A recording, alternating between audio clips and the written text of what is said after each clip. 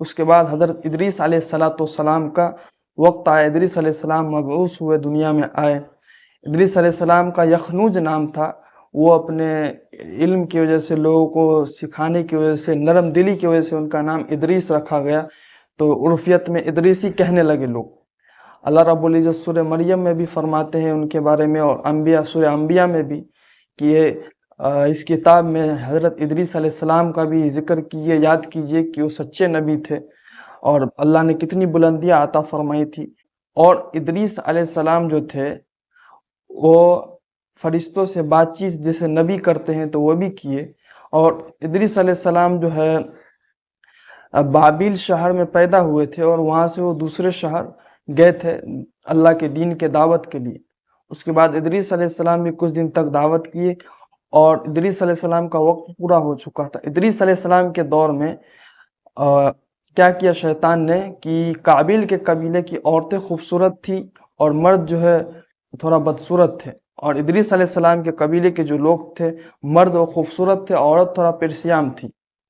تو اس سے موقع ملا، وہ قابیل کے قبیلے میں گئے اور لوگوں کو کہا کیا تم کر رہے ہو کہ تمہاری عورتیں خوبصورت ہیں اور تم لوگ بدصورت ہیں، اور میں تم لوگوں کو گانا سناتا ہوں۔ میوزک جو ہے سب سے پہلے وہاں سے اسٹارٹ ہوا، شیطان نے قابیل کے قبیلے سے شروع کروایا، دنیا کا سب سے پہلا میوزک وہیں سے ہوا۔ اس کے بعد وہاں پہلے روزانہ، پھر ہفتے میں، پھر مہینے، پھر سال میں، جیسے ابھی نیو ایئر منایا جاتا ہے، ہیپی نیو ایئر میں جیسے ہی 12 بچہ بجتا ہے کیسے گناہ ہوتا ہے، آپ سوچ سکتے ہیں، دیکھ سکتے ہیں نیو ایئر کے دن کیسے عریانی فحاشی زنا ہوتا ہے۔ اسی طرح اس نے وہ کروایا شیطان ابلیس نے۔ اس کے بعد ادریس علیہ السلام کے بھی قبیلے میں وہ سوچا کہ یہاں کے مرد کو بھی تھوڑا فتنے میں ڈالوں، کیونکہ دونوں کو فتنے میں ڈالنا تھا۔ تو یہاں کے مرد کو بھی آ کر کہنے لگے کہ کیا تم لوگ میدان میں پڑے رہتے ہو، کہیں باہر کا شہر کرو۔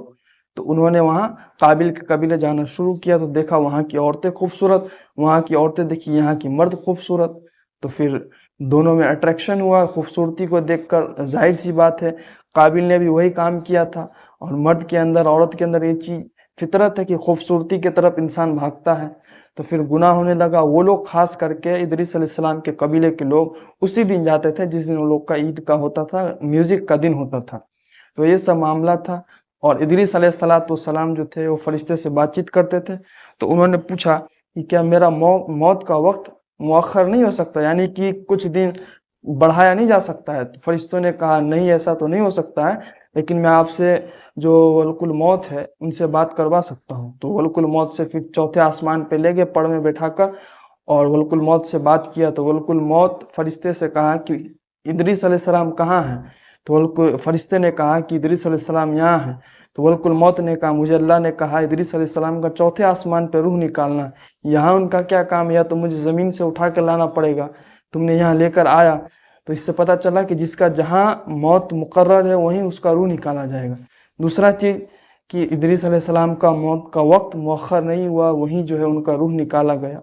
یہ ادریس علیہ السلام تک ہم نے بات کیا، اب انشاءاللہ آگے نوح علیہ السلام تک بات کریں گے۔ تو اجازت دیجیے مجھے، السلام علیکم ورحمۃ اللہ۔